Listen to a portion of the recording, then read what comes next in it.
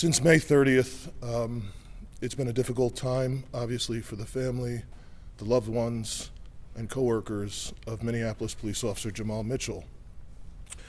Since that time, the members of the Minneapolis Police Department have continued to carry on, answering the call and performing as honorably as Jamaal did for his brief career with us.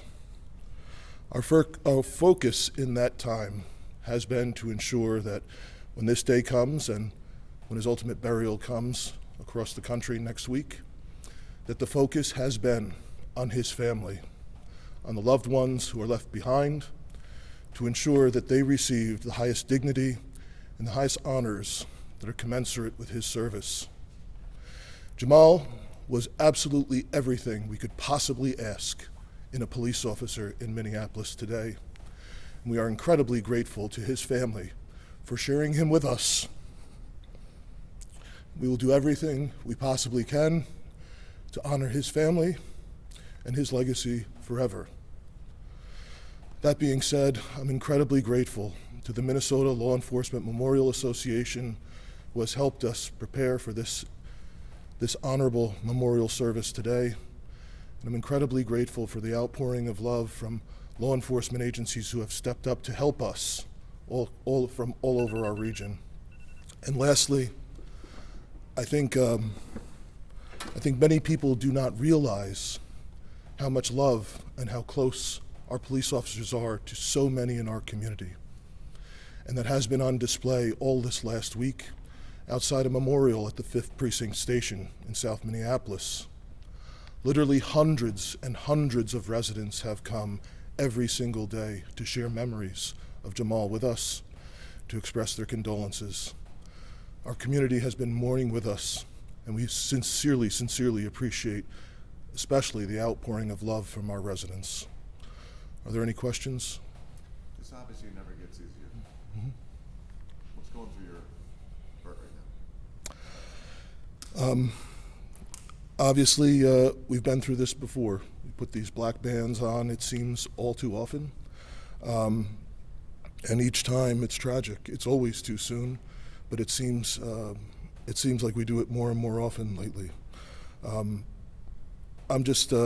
immensely grateful for the men and women who continue to show up in Minneapolis, despite the challenges that we have. Just like Jamaal, choosing to serve our city, our community, post-2020, despite all of the challenges that we face. And I'm thankful to wear this uniform with them, and I know they will do everything in their power to continue to serve our residents and to honor Jamaal's legacy forever. Chief, I can sense the heaviness in your voice. Can you talk a little bit about morale and the rest of Mitchell's colleagues and how they're all doing? It's been difficult for a whole lot of police officers. As the department has gotten smaller, small groups of people that are working very, very closely, very tightly together, that depend on one another.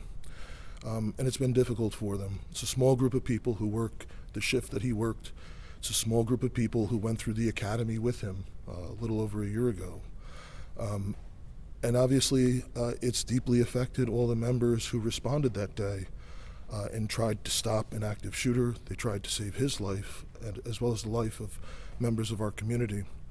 And they have all done an incredibly honorable and heroic job, and I'm thankful for them. But they are in mourning, and it has been difficult for them. But again, they have shown the best of this profession. They have been there for his children. They have been there for his family. And I know they will continue to do that in the weeks and months and years ahead. We will not forget those kids. What are you saying to them as they try to move forward and fulfill the responsibilities that they need for family, and they also need to, what do you say to them? What do you want them to hear from you? Well, I believe presence is powerful. And I've tried to be present with them, especially in the 5th Precinct, around the clock over the last week, and I know that's what they need. They need to know that they are loved, they are supported, that we appreciate them, and that's important coming from me, from a person in position of authority in the agency, but also coming from community. And again, just the outpouring of love in community, literally hundreds and hundreds of people sharing stories every day, some people coming every day praying for hours that don't even speak English. The only word in English you would understand is Jamaal as they offered prayers. I mean, that outpouring of love and support is desperately, desperately needed, and I think it's helped sustain them. Chief, can you talk a little bit more about Jamaal? I mean, we keep hearing from the assistant chief, he's exceptional in every way. Yes. With the force a little over a year and already so Yep. much love, no more than 3 days on Yep. the force. I mean, that's amazing. Yeah, I mean, it's just a testament to the man he was. It's how he lived his life. Jamaal came to us a little bit later than the typical police recruit. He came to us in his mid-30s, and he made a lasting impression on everyone he interacted with. He had the right attitude. He showed up. Change happens by those who show up, and Jamaal showed up every single day he put this uniform on. If you listen to those folks that are coming to the precinct, I mean, literally hundreds have stories of some friendship or some level of acquaintance with him. And I just think that's a testament to the man that he was. That's what made him truly heroic. The man that he was, how he lived his life, how he was present in community, how serious he took his responsibility to the people of our community. And he was truly a role model. And again, I mean, he was absolutely everything we could possibly ask of him to be. As your officers grieve, can you talk about just being able to see that outpour, that people who don't even speak English Yeah. are so close? What is that doing for you all right now as you try to move forward, just knowing that you have that kind of arm wrapped around you? It's incredibly humbling. It's desperately needed for our souls. Obviously, it's been a challenging time the last few years in this country to be in this profession, especially at a time where so many do not want to do it anymore. And so, no more deeply is that felt, I believe, than in Minneapolis. And truly, it's just been an exchange of love. It's the love that Jamaal gave to our residents and the love that's being returned by just countless, countless others. Area agencies have stepped up to cover for Minneapolis. Is that so all the officers are able to show up? Can you talk about how many agencies have stepped up?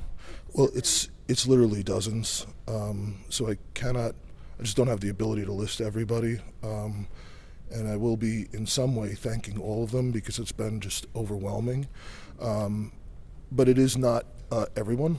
There are police officers and supervisors that remain on duty around the clock in Minneapolis in order for us to, maintain the level of service that's required. But I think you will see here today the vast majority of current members of the department, as well as other members who have retired, including I believe some of our former police chiefs will be here with us as well. And Chief, I imagine you're needed in so many different ways. Just for you showing up as you've been needed in the last few days, how has that been for you? I mean, not a lot of sleep, I would imagine. Just you're probably pulled in a lot of directions. Yeah, it's my responsibility. I take it very seriously. My responsibility to be present not just for our members, but for this family who have sacrificed everything for us. Again, we know as police officers, there could have been any one of us there, but for the grace of God. And I know how deeply that's impacting our members. I know they have to go home and see their children. I know they have to look their spouse in the eye while they're thinking the same thing. And so, of course, the least that I could do, that anyone in any kind of position of authority can do, is be present and just try and offer support. Folks, thanks so much. Yep. Thank you.